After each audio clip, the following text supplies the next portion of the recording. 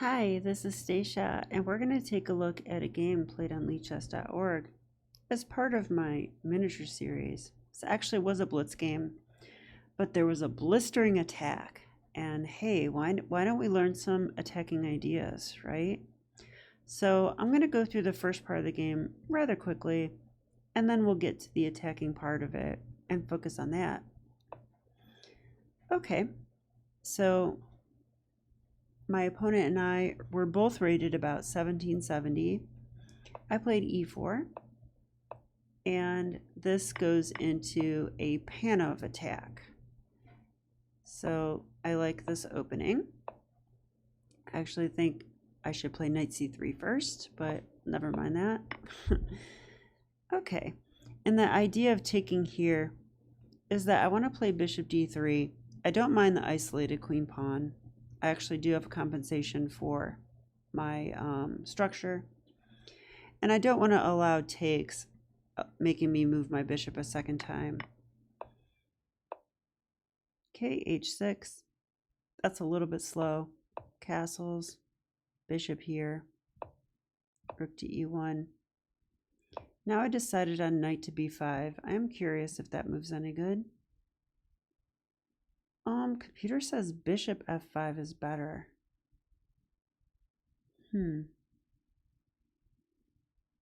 Bishop f5. I didn't even consider that move. Oh, just attack the pinned bishop. Yeah, attack the pinned bishop, and if he takes, we take with a rook check. Yeah, that move does make some sense.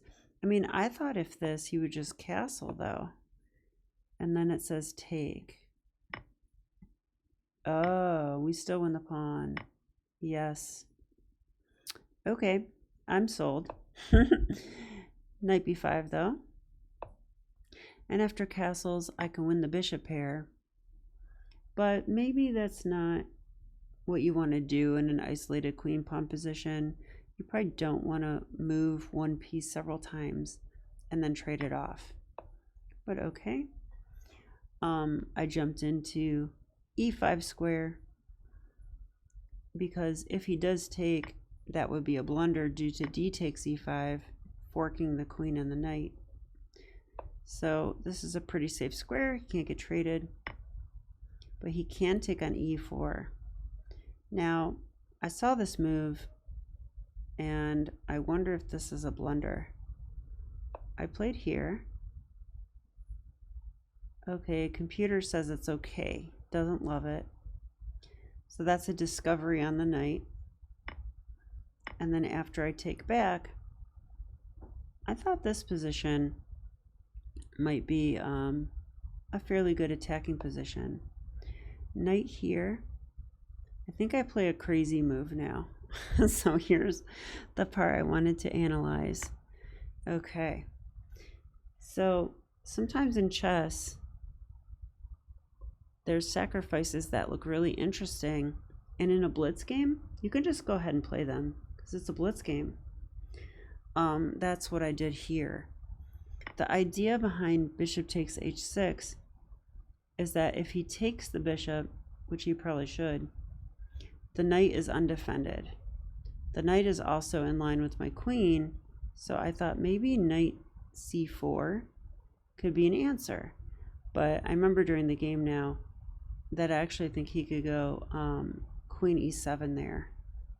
Let's take a look. Okay, I went knight c4. Yeah, it says queen e7 wins for black. Queen d8 wins for black.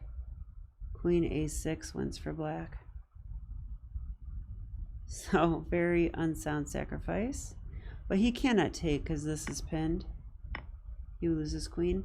So I thought this was creative at least, but it's not good. But it did cause him to make this move, which I was actually happy to see. I was scared of queen e7.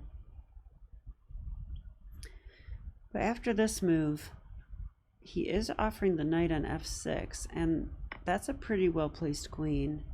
I'm attacking the h6 pawn, and once that's gone, I own g5, where I can check And a rook lift looks very doable here. So he should take the knight. That was his idea. Rook. Oh, I thought rook e5. I played here first. Wow, it turns out rook takes e6 is playable. I wouldn't think that was true. So let's look at this really quick. Okay, if he takes queen g6 check. It's a forced draw. That's what this is. See, he can't get out. It would go like this. The king can't escape.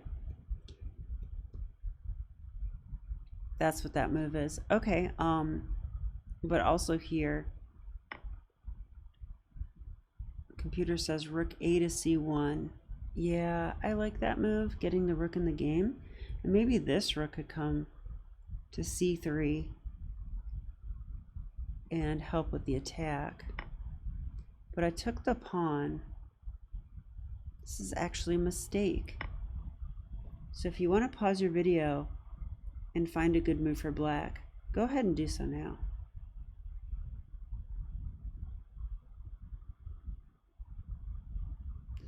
Okay, so the computer is saying that queen d4 is the move. I see that the queen can now retreat to g7. I do see that, and I am down a piece. So if there's no attack, then I'm down a piece for nothing, and the game's over. This also does eye the pawn. I don't know if that's part of the equation. So queen d4 I didn't see, but that's a useful move to know. Instead he played queen g4 though, and now I really like rook e5. Yeah, rook e5 or rook e3, because we either threaten to pin the queen or we threaten to fork the queen. Both are good ideas. And he played bishop to f5. Interference. But now I thought I can play h3 here. He must continue to defend the bishop. And he's going to have to worry about queen g5 check, which would add another attacker to the bishop. So he has to defend these two things. Yeah, so he did it like this, wanting to trade queens. But now, looks like I did find the best move, queen to f4. Yeah, and this move attacks the bishop again. But what's more than that, if the bishop tried to move away, like, okay, the queen is pinning this pawn. If he tried this move, for example, taking a pawn, I have rook g5 now. Winning the queen and the bishop, probably.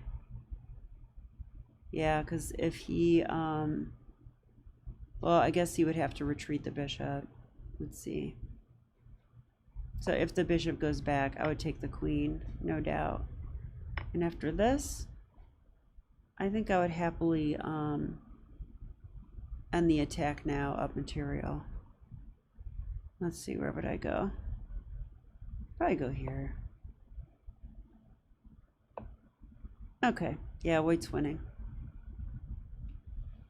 So after this move, he played f6, but that just drops the bishop. So he didn't, I think he reasoned that he'd rather lose his bishop than drop his queen, which makes sense.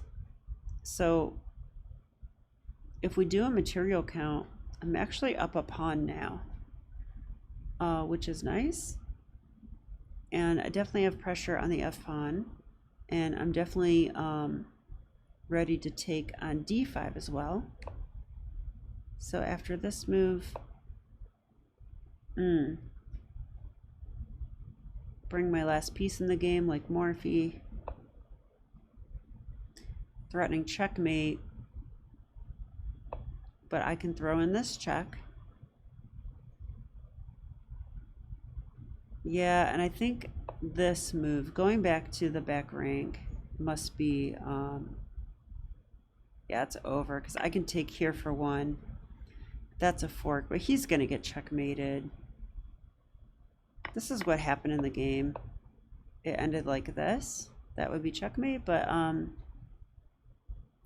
am curious to know, like, what if he comes out to e6? How do we get this king? It's important to know how to execute these mating attacks.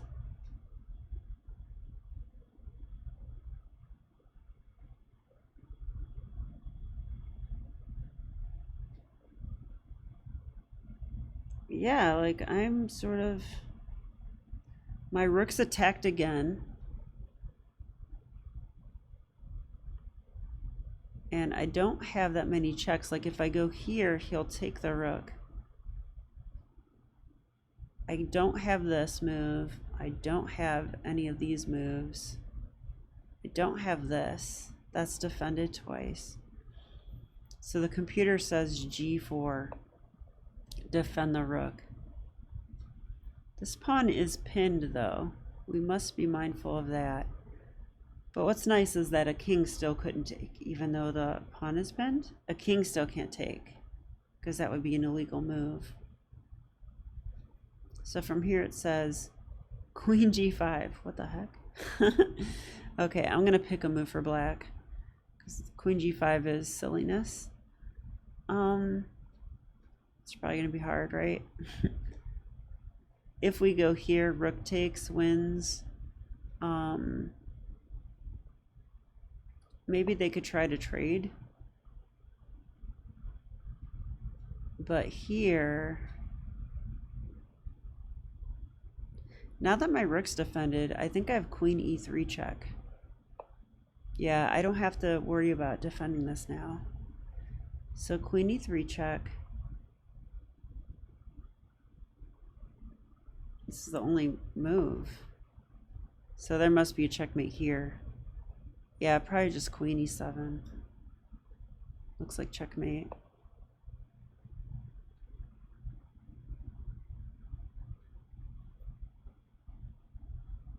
Okay. So, pretty interesting game. I hope that you enjoyed this little miniature analysis on some attack. And I'll be back with more videos. Okay, bye.